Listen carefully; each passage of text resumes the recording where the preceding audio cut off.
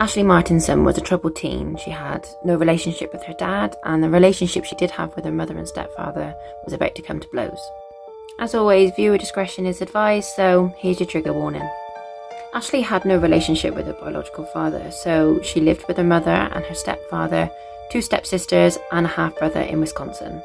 Ashlee had reported that she'd been verbally abused by her stepfather Tony, and that he had also verbally and physically abused her mother and both of his own biological daughters.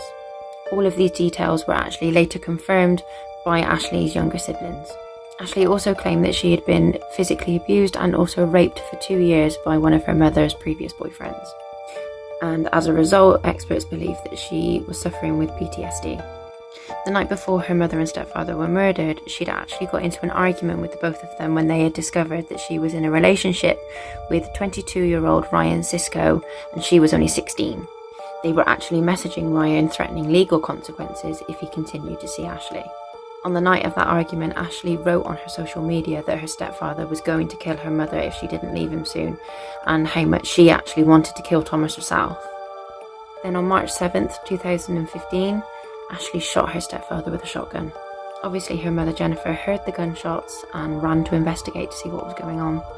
Then during that confrontation, Ashlee then killed her mother by stabbing her to death.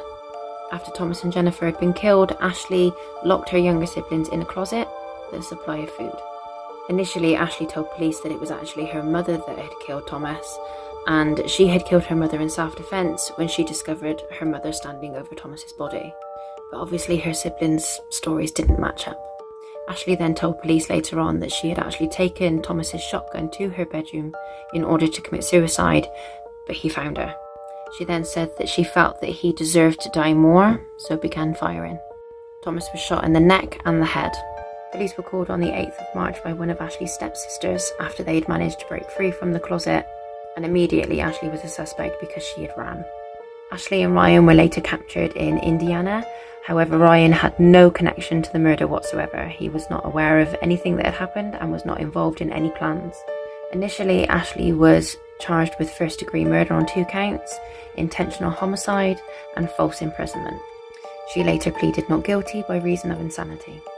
She then later on accepted a plea deal of second-degree murder and sentenced to 23 years imprisonment and then 17 years supervision.